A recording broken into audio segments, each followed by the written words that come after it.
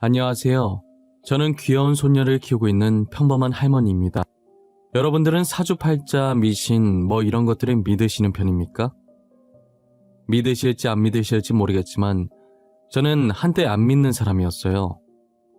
과거엔 안 믿는 사람이었으나 지금은 솔직히 진짜 그런 게 있는지 잘 모르겠어요. 어쩌면 정말 사주라는 게 실제로 존재하는 게 아닐까라는 생각이 가끔 들 때도 있어요.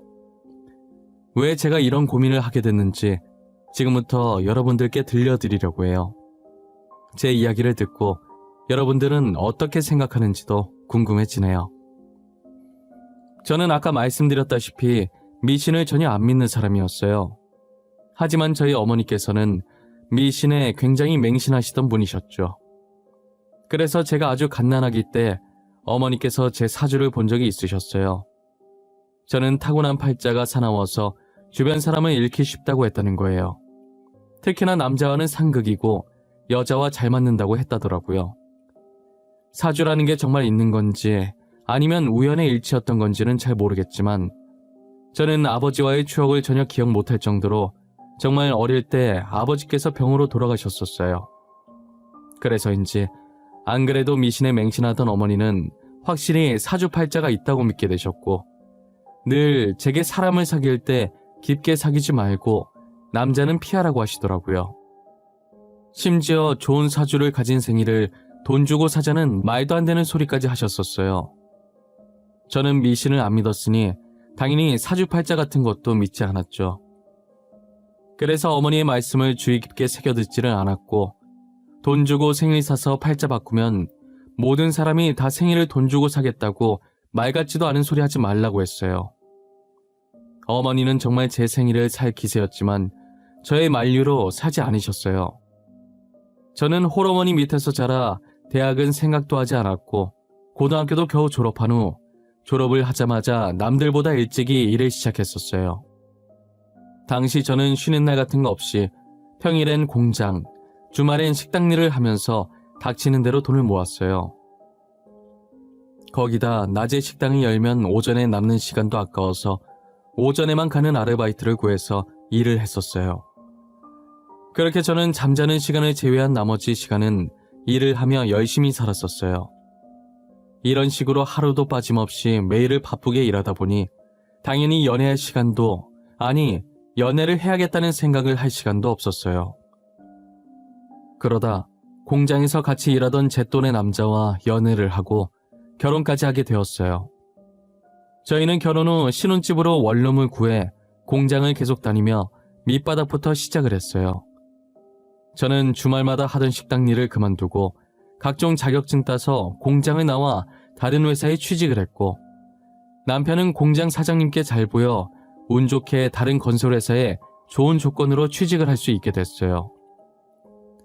남편과 저는 회사에 들어가기 위해 안 해본 일도 안 해본 공부도 없었던 것 같아요.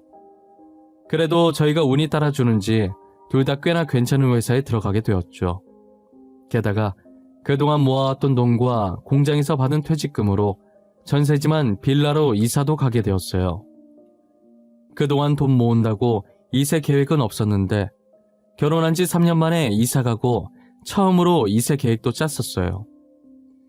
임신이라는 게 결코 쉬운 일이 아니라는 걸 알고 마음의 준비를 단단히 하고 있었어요. 그런데 저희가 예상했던 것과 다르게 한 번만에 바로 임신이 된 거예요. 매일 일에 찌들려 있던 저희는 임신 소식에 처음으로 활짝 웃어본 것 같아요. 저와 남편은 부부금슬이 좋아서 싸워본 적도 사소한 말다툼을 해본 적도 없었어요.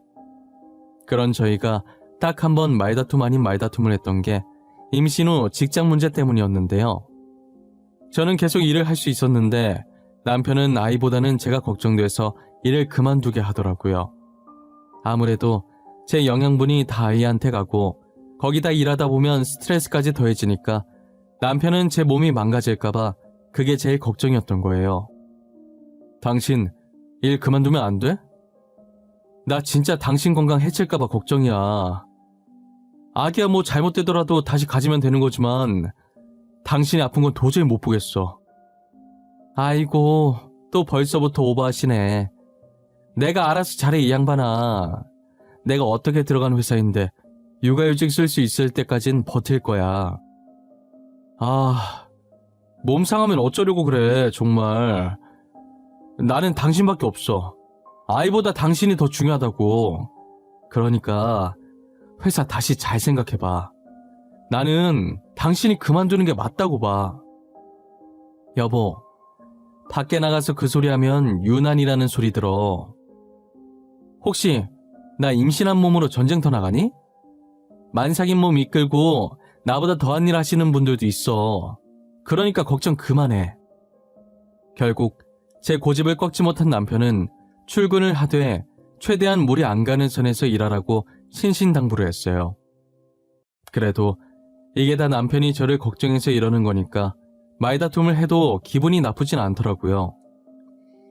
저는 만삭이 될 때까지 일을 하고 육아휴직을 받은 후에 아들을 무사히 출산했어요. 그리고 어느 정도 육아를 해놓고 아들을 저희 집과 가까운 친정어머니 집에 맡겨두고 복직을 하게 됐어요. 아들이 남편을 닮아 순해서 친정어머니한테 맡겨도 전혀 울지 않고 밥도 잘 먹는다고 하더라고요. 저희는 뱃속에서부터 얌전해서 효자라고 생각했는데 태어나서도 효자라며 아들 바보가 되어 있었죠. 남편도 아들도 모두 제 말을 잘 들어서 저는 결혼 생활에 힘든 게 하나도 없었어요. 오히려 이 사람과 결혼해서 아이를 낳고 살길 잘했다는 생각이 많이 들었죠. 지금처럼 이대로 싸우지 않고 셋이서 평생 같이 살자는 다짐도 많이 했었고요. 하지만 제 팔자가 살았다라는 것을 잊고 살지 말라는 뜻인 건지 저희 아들이 10살이 되던 무렵에 남편이 일을 하다 사고로 그만 직사를 한 거예요. 심지어 사고가 난 날 남편의 업무도 아니었고 건설 현장에 갈 일도 없었는데 상사가 급한 일이 생겨 남편에게 대신 부탁하는 바람에 갔다가 사고를 당하게 된 거였어요. 저는 남편의 시체를 직접 확인하고도 죽었다는 사실을 믿고 싶지가 않았어요. 시체를 붙잡고 일어나라고, 왜 몸이 차냐고 자는 거 안다면서 소리 지르고 난리를 쳤었어요. 하지만 남편은 정말 나쁘게도 끝까지 제 말에 대답을 해주지 않았고 눈을 뜨지 않았죠. 장례식장에서도 남편 영정사진을 보며 하염없이 눈물만 흘렸던 것 같아요. 저는 그때까지만 해도 제 팔자 때문에 남편이 죽었다는 생각을 해보지 않았어요. 아예 어머니께서 제 사주를 봤었다는 사실도 까맣게 잊고 있었죠. 그저 왜 이런 일이 제게 일어나는지 신세한탄만 했던 것 같아요. 남편 따라갈까 생각도 많이 했지만 어린 아들을 보니 그러지도 못하겠더라고요. 그래도 10살밖에 안 된 아들이 자기 딴에는 장남이라고 의젓하게 장남 노릇을 하고 있는 거예요. 울어서 지친 제게 다가와서 아무 말 없이 제 손을 잡는데 저 조망만한 손이 얼마나 의지가 됐는지 몰라요. 저는 이 아이를 봐서라도 이전보다 더 열심히 살아야겠다는 생각을 했어요. 이렇게 어린 아들도 담담하게 잘 버텨주고 있는데 제가 여기서 무너지면 안 되잖아요. 그리고 남편도 제가 본인 때문에 무너지는 걸 결코 바라지 않을 테고요. 저는 혼자서라도 열심히 아들을 키우기 위해 제 퇴직금과 집 전세금, 그리고 그동안 저희가 모았던 돈으로 뒤편에 조그만 방 하나가 딸린 가게를 구해서 일도 하고 생활도 하기 시작했어요. 남편 퇴직금과 사망보험금도 있었는데 그 돈은 차마 쓰질 못하겠더라고요. 그래서 제가 가지고 있던 모든 돈을 끌어모아서 겨우 가게를 구할 수 있었어요. 할 줄 아는 거라곤 음식 만드는 것뿐이라 분식집을 하게 되었어요. 싼 가격에 나온 가게라 기대도 안 했었는데 위치가 너무 좋은 거예요. 근처에 학교가 하나 있었고 학원도 군데군데 있어서 아이들이 자주 사 먹으러 왔었어요. 아이들 주머니 사정을 생각해서 최대한 싸게 팔았더니 장사가 잘 되더라고요. 학교 마치고 학원 마치고 허기진 배를 채우러 아이들은 늘 저희 분식점을 찾아왔죠. 그렇게 저는 분식집을 운영하며 아들을 키워왔어요. 아들은 성인이 될 때까지도 제게 반항 한번 하지 않았고 말대답했던 적도 없었어요. 항상 아들을 보면서 또래 애들답지 않게 투정도 부리지 않고 일찍 철이 들어 버린 것 같아 미안했어요. 고등학교 졸업하고 바로 일해서 제게 보탬이 되고 싶다고 하는 걸 얼마나 말렸는지 몰라요. 지금 성적도 좋은데 이대로 대학을 포기하는 건 너무 아쉽다고, 대학을 가야 더 좋은 곳에 취업할 수 있다고 달래고 또 달랬었죠. 어머니, 저 졸업하면 바로 일 시작할 거예요. 이제 성인이니까 저도 어머니께 조금이나마 보탬이 되어드리고 싶어요. 그게 무슨 소리야. 일을 하겠다니. 대학 가야 할 내가 일을 왜 해. 너는 아무것도 신경 쓰지 말고 대학 갈 준비나 해. 싫어요. 저도 일할래요. 돈 벌 거예요. 그동안 어머니께서 저 힘들게 키우셨는데 하루라도 빨리 어머니 짐 덜어드려야죠. 내가 언제 돈 벌어달라고 했어? 아니잖아. 성적도 좋으면서 왜 그러는 거야. 대학 가. 대학을 가야 더 좋은 곳, 돈 더 많이 주는 곳에 취업을 하지. 지금 너 공장밖에 못 가. 제게 한 번도 말대답한 적 없던 아들이 처음으로 제 말에 반대 의견을 내놓더라고요. 아들이 어떤 마음으로 그렇게 말한 건지 잘 알지만 괜히 저 때문에 아들 인생을 망치고 싶지 않았어요. 그렇게 저희는 며칠간 실랑이를 벌이다 아들은 저를 이기지 못했고 제 뜻대로 대학에 가겠다고 말했죠. 아들은 평소 성적이 좋았고 수능까지 잘 쳐서 이름 있는 대학교에 들어갈 수 있었어요. 저는 아들의 대학 등록금 내줄 돈을 충분히 가지고 있었기에 대학에 가라고 한 것이었는데 아들이 짐될까봐 열심히 공부해서 장학금 받고 다니는 바람에 제가 등록금을 내줄 기회가 없었어요. 늘 제 생각밖에 하지 않는 착한 아들 덕분에 제가 지금까지 잘 살고 있는 것 같아요. 그런 아들이 결혼할 나이가 다가올수록 저 혼자 괜히 서운해지고 아직은 아들과 더 같이 있고 싶은데 당장이라도 결혼할 여자가 있다고 인사시키면 어쩌지 하는 생각도 참 많이 했었어요. 역시나 제가 한창 생각이 많아졌을 때 아들이 며느리감을 데리고 왔더라고요. 며느리의 첫인상이 솔직히 말하면 그닥 좋은 편이 아니었어요. 얼굴이 워낙 날카롭게 생겨서 성격이 좀 있을 것 같다는 생각이 들었죠. 하지만 사람은 얼굴로 판단해선 안 된다는 말이 있듯이 며느리의 성격이 얼굴과 정반대였어요.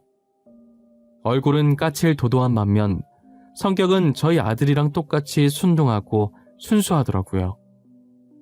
제가 그냥 보내는 건 아닌 것 같아서 음식이라도 좀 내오려고 하면 제 뒤를 졸졸 따라다니며 자기가 뭐라도 도우려고 하는 모습이 너무 귀엽고 이뻐 보였어요. 어머님, 혹시 제가 도와드릴 건 없을까요? 저 과일 내놓으시려고 꺼내신 거죠? 그거 제가 들고 나갈게요. 저 반찬들도 식탁에 올려놓으면 되죠? 아이고, 괜찮아요. 내가 할게요. 손님은 대접을 받아야지. 이런 거에서 쓰나. 내가 할 테니까 우리 아들 옆에서 편하게 앉아있어요. 어른이 이렇게 바삐 움직이고 계신데 제가 가면 어떻게 가만히 있어요. 괜찮으니까 편하게 시켜주세요, 어머님. 괜찮다니까 그러네. 그럼 아가씨는 앉아있어요. 차라리 내가 아들 시킬게. 아가씨도 남의 귀한 집 자식인데 시켜 먹으면 안 되지. 그래, 내가 할게. 저기서 쉬고 있어. 손님이 무슨 일을 해. 엄마, 이거 가지고 나가면 되는 거지? 필요한 거 빼놓으면 내가 가지고 나갈게. 아이, 그래도... 그럼 밥이랑 수저만 내가 가지고 나갈게. 이건 나도 양보 못해. 어머님, 밥은 저한테 주세요. 얻어먹는데 하나라도 도와야 제 마음이 편해요. 제게 잘 보이려고 일부러 가식을 떠는 게 아니라 원래 본인의 모습이라는 게 느껴졌어요. 밥을 먹으며 이런저런 얘기를 했는데 며느리가 저희 아들처럼 홀아버지 밑에서 자란 아이였더라고요. 아버지께 교육을 어찌나 잘 받았는지 말과 행동이 요즘 애들 같아 보이지 않았고 홀어머니 밑에서 자라 철이 일찍 든 저희 아들이랑 비슷한 게 끼리끼리 잘 만났다는 생각이 들었어요. 저는 이런 아이라면 결혼도 하고 둘이서 평생 싸울 일 없겠다 싶어서 바로 결혼을 허락했어요. 그날 며느리와 함께했던 건 잠깐의 시간이었지만 그 시간 동안 서로를 배려하는 모습이 정말 보기 좋았어요. 결혼하고 며느리는 저와 같이 살기를 원했지만 제가 한사코 반대를 했고 같이 살지 못한다면 일이라도 도와드리고 싶다고 하길래 저는 며느리 고집을 꺾지 못하고 결국 같이 일을 하기 시작했어요. 눈치도 빠르고 손도 얼마나 야물딱지던지 제가 따로 손댈 구석이 하나도 없었어요. 주변에서 며느리와 있으면 자주 부딪힌다는 말을 자주 들었어서 걱정을 많이 했었는데 걱정과 달리 저는 며느리와 사이좋게 행복하고 재미있게 일을 했던 것 같아요. 그리고 며느리가 손자와 손녀까지 낳아서 저희 집엔 아이든 어른이든 웃음소리가 끊이질 않았죠. 저희 가족들 중에 누구 하나 화내는 성격이 없어서 항상 평화로웠어요. 이 평화로움이 평생 지속되길 바랐지만 저희의 평화가 깨지는데 5년이라는 시간밖에 걸리지 않았어요. 저희 큰 손자가 5살이 되던 무렵이었는데요. 저와 며느리는 여느 때처럼 가게에서 일을 하고 있었어요. 그때 주머니 안에 넣어둔 전화가 요란하게 울렸지만 그날따라 손님이 많아서 전화 받을 틈이 없었죠. 어느 정도 사람들이 빠졌을 때 물 마시며 숨을 돌리려는 순간에 다시 전화가 울리더라고요. 번호도 확인 안 하고 받았는데 병원이라고 저희 아들이 사고를 당했는데 위급하다고 하는 거예요. 저는 그대로 휴대폰을 떨어뜨리고 정신이 풀린 채로 허겁지겁 병원으로 달려갔어요. 며느리가 뒤에서 어디 가냐며 저를 불렀지만 제 귀에 들리지 않았어요. 병원으로 가는 택시 안에서도 제발 사람만 있어달라고 기도하고 또 기도했죠. 저는 택시 내리면서 신발 한 짝을 떨어뜨린 것도 모른 채 병원 안에서 아들을 찾아다니기 바빴어요. 하지만 병원에 도착하니 이미 아들은 숨을 거둔 뒤였고 저를 반기는 건 흰천을 뒤집어 쓴 아들이었어요. 숨을 한번 들이킨 뒤 떨리는 손으로 흰천을 내려 얼굴을 확인하는데 아들의 몰골이 처참하더라고요. 저는 다리에 힘이 풀려 그대로 주저앉아 아무 말도 못하고 눈물만 흘리고 있었어요. 며느리는 떨어뜨린 제 휴대폰을 열어 최근 기록에 있던 번호로 전화해 병원인 것을 확인했고 뒤늦게 저를 찾으러 병원을 뛰어다니다 저와 아들을 발견하곤 소리를 지르며 손으로 입을 막았어요. 제가 정신을 못 차리고 있자 며느리가 침착하게 의사에게 무슨 상황이냐고 물어보더라고요. 선생님, 저희 남편 어떻게 하다가 이렇게 된 건가요? 교통사고 난 건가요? 한 아이가 공을 떨어뜨려서 주우러 갔는데 갑자기 아이 쪽으로 화물차가 오는 바람에 환자분께서 아이를 구하려고 뛰어드셨어요. 그러다 이렇게. 그럼 그 자리에서 직사한 건가요? 저희 남편 살 가능성은 하나도 없었던 거예요?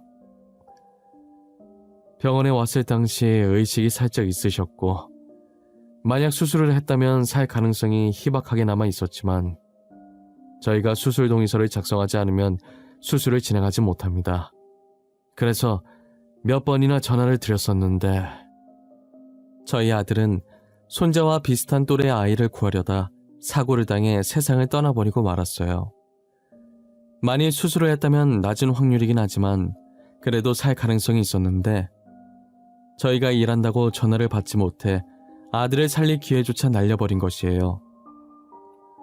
그날 전화만 받았다면 수술이라도 받아왔을 텐데 제가 아들을 죽인 거나 마찬가지였어요. 의사의 말을 듣고 주먹으로 제 가슴을 얼마나 쳤는지 몰라요. 내가 전화만 받았어도 우리 아들 내가 죽인 거야. 전화 받았으면 이렇게 안 갔어. 분명 살았을 거야. 내가 죽였어. 내가 우리 아들을. 어머님 잘못 아니에요. 저도 전화 못 받았어요. 제 잘못도 커요. 정말 죄송해요. 저라도 전화 받았어야 하는데. 아니다. 내 잘못 맞아. 내 새끼 이렇게 죽어가는 줄도 모르고 그놈의 돈이 뭐라고. 돈 벌려다가 내가 내 새끼 죽인 거야.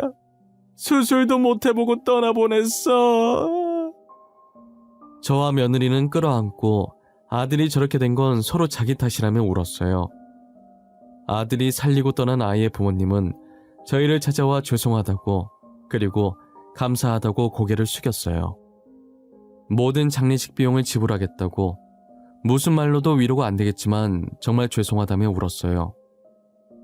저는 그 아이의 엄마 손을 잡으며 저희 아들이 살린 귀한 목숨이니 아이를 소중히 키워달라고, 제 아들이 바친 목숨이 아깝지 않게 잘 키워달라고 하니 아이의 엄마는 울면서 고개를 끄덕였어요. 저와 며느리는 아들의 마지막 배웅을 해준 후 가게로 돌아왔어요. 정말 추억이 많은 장소지만 아들을 죽인 장소나 마찬가지인 이 가게에 더 이상 있고 싶지가 않았어요. 결국 저는 가게를 다른 사람에게 팔아버렸고 그 돈으로 혼자 살 만한 조그만 집을 구했어요. 며느리는 자신의 집에서 살라고 했지만 이제 남편도 없는데 더 이상 시어머니까지 모실 필요가 없으니 저는 며느리의 제안을 완강히 거절했어요. 혹시나 제가 다른 생각을 하지 않을까 걱정됐는지 며느리는 수시로 저희 집을 들려서 제 안부를 묻고 이것저것 필요한 게 없는지 꼼꼼하게 본 뒤 챙겨주곤 했어요. 그러다 문득 저는 저희 어머니께서 예전에 제게 말씀해 주셨던 사주가 생각이 난 거예요. 너는 항상 조심해야 돼. 그 무당이 너 팔자 사납다고 조심해야 된다더라. 주변 사람 잃기 십상이래. 너 때문에 죄 없는 사람들이 죽을 수도 있어. 죽기까지요. 알겠어. 조심할게 엄마. 그 말 지금 몇 번째인 줄 알아? 귀에 딱지 앉을 것 같아. 그러니까 그만해. 내가 알아서 잘할게. 너는 남자랑 안 맞다고 하니까 나중에 결혼하면 남편한테도 조심하라고 하고 자식으로 아들 낳으면 아들한테도 조심하라고 일러. 알겠어? 알겠다고 엄마. 이제 제발 그만 좀 해. 지겨워 죽겠어. 꿈에서도 그 소리 들릴 것 같아. 진짜 진절머리나. 걱정되니까 그렇지. 네 아빠도 죽었지 않냐. 그 무당 용하다고 소문났어. 그 사람이 말한 것 중에 틀린 거 하나도 없었다더라니까. 지금 엄마 말은 내 팔자 때문에 아빠가 병 생겨서 죽었다는 말이야? 그럼 내가 아빠 죽인 거냐고. 무슨 말 같지도 않은 소리야? 당시엔 미신, 사주팔자 같은 거 믿지 않아서 지금까지 무심결에 넘어갔었는데 아버지의 남편의 아들까지 죽고 나니 정말 제 사주 때문에 이렇게 된 건가 싶더라고요. 저는 손자를 살리기 위해서라도 며느리를 멀리해야겠다는 생각이 들었어요. 하지만 며느리는 제 말을 듣고도 그런 게 어디 있냐며 저를 멀리하지 않으려고 했죠. 제가 아무리 말해도 멀리할 것 같지 않아 저는 며느리에게 말하지 않고 이사를 가버렸어요. 그렇게 며느리와 연을 끊은 지 3년이라는 시간이 지났던 것 같아요. 이제 혼자의 생활이 익숙해질 때쯤 누군가 저희 집 배를 누르더라고요. 저는 택배인가 싶어 확인도 안 하고 문을 열어주었는데 문 앞에 며느리가 서 있는 거예요. 놀라서 인사도 못하고 있는데 며느리는 며칠 동안 있다 갈 거라고 하면서 저희 집으로 들어오더라고요. 아이들은 어떻게 하고 왔냐고 하니 친정 아버지께 맡기고 왔다고 하는 거예요. 제가 가란다고 해도 안 갈 게 뻔했기 때문에 일단은 차를 한 잔 꺼내줬어요. 여기까지는 어떻게 알고 온 거야? 혹시 누가 알려줘서 왔니? 내가 여기서 지내는 거 아는 사람 몇 없을 텐데. 친구분한테 3년간 졸라서 알아낸 거예요. 제가 3년 동안 찾아가서 물어봤는데 모른다고 하시면서 끝까지 안 알려주시더라고요. 왜 그렇게까지 하는 거야? 나 이제 너랑 아무 사이도 아니잖아. 우리 아들도 죽고 없는데 너라도 새 출발 시작해야지. 어떻게 저희가 아무 사이가 아니에요? 저희 아이들의 할머니잖아요. 핏줄이잖아요. 저희가 이혼해서 떨어진 것도 아닌데 왜 남처럼 행동하세요? 저는 계속 어머님 대접해드릴 거예요. 내가 저번에도 말했잖니. 나랑 있으면 손자가 위험해진다고. 나는 손자 지키기 위해서 일부러 너랑 연을 끊은 거야. 솔직히 저는 그런 거 모르겠어요. 전 사주팔자 같은 거 안 믿거든요.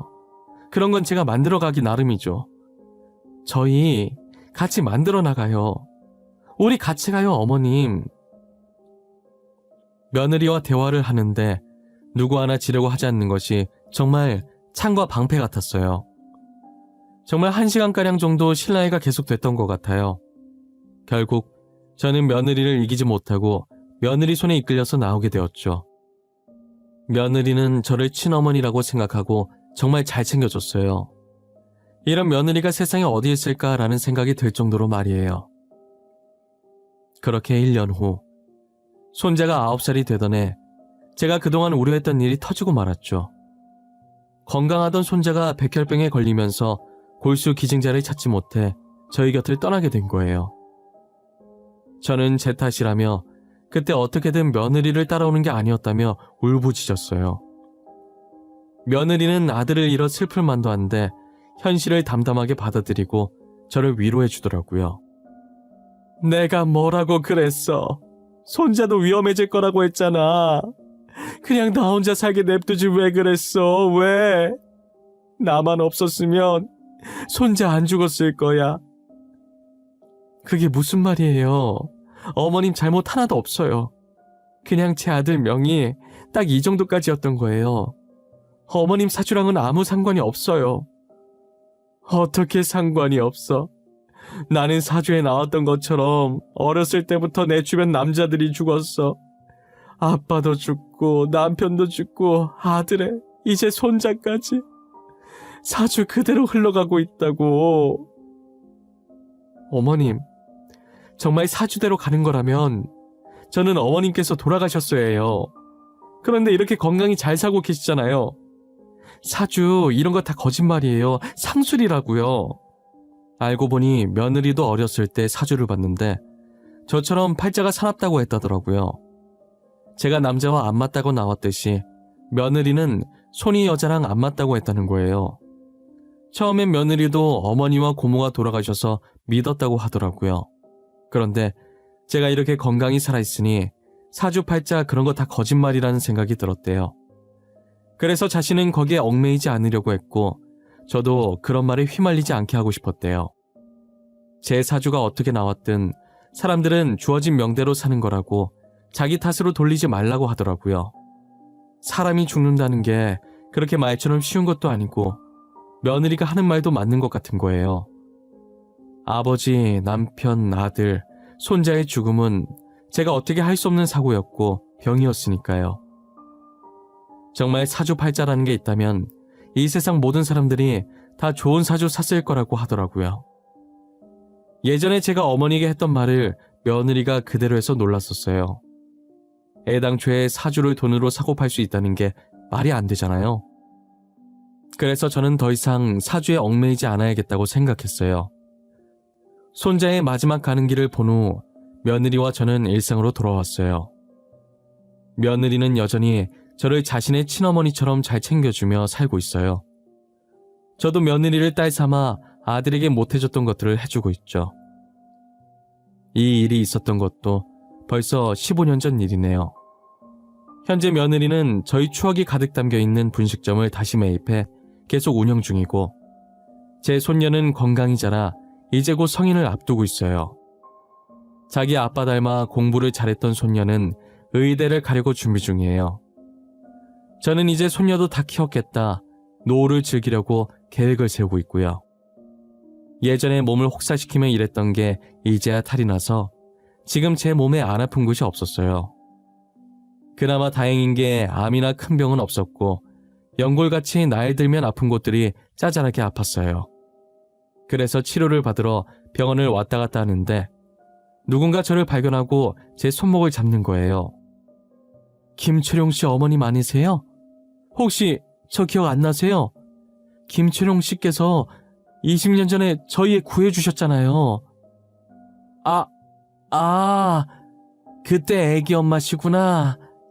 이제 나이가 있어서 사람 얼굴을 잘 까먹네요. 안녕하세요. 어떻게 여기서 다 만나네요. 잘 지내셨어요? 저희 아드님 덕분에 아들과 잘 지냈지만 어머님은 어떻게 지내셨어요? 제가 어머님 안부 묻는 것도 정말 실례네요. 실례될 게 뭐가 있어요. 저도 잘 지냈어요. 그런데 병원에 어쩐 일이세요? 어디 아프신가?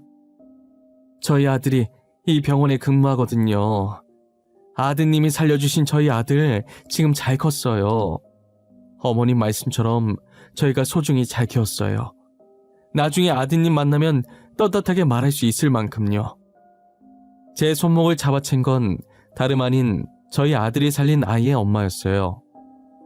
저는 20년이라는 세월이 흘러 이미 아이의 엄마 얼굴을 잊은 지 오래였지만 아이의 엄마는 한순간도 제 얼굴을, 아들 이름을 잊은 적이 없다고 하더라고요. 그리고 늘 제가 한 말을 가슴속에 새기고 아이를 열심히 키우려고 애썼다고 했어요. 그런데 인연이라는 게 무서운 게 어떻게 많은 병원 중에 제가 다니는 병원 의사가 되었을까요? 저와 아이의 엄마는 어떻게 이런 인연이 다 있냐며 신기해했죠. 저는 아이의 엄마와 연락처를 교환해 종종 연락을 하곤 해요. 안 그래도 된다고 했는데 계속 음식 같은 것들을 제게 선물로 보내기도 했죠. 아들이 맺어준 좋은 인연들 덕분에 제 노후는 든든한 것 같네요. 며느리도 아이의 엄마도 이렇게나 저를 챙겨주니 말이에요. 이 행복도 언제까지 갈 수 있을지 모르겠지만 15년간 아무 일 없었던 것처럼 앞으로도 제 주위에 있는 인연들과 아무 탈 없이 잘 지냈으면 좋겠습니다. 제 사연은 이렇게 마치려고 합니다. 이 사연을 보시는 모든 분들도 부디 건강하시고 행복하셨으면 좋겠어요. 사주팔자에 얽매이지 마시고 본인 삶은 본인이 만들어 나가셨으면 좋겠습니다. 저도 남은 생 행복하고 즐겁게 살도록 노력할게요. 감사합니다.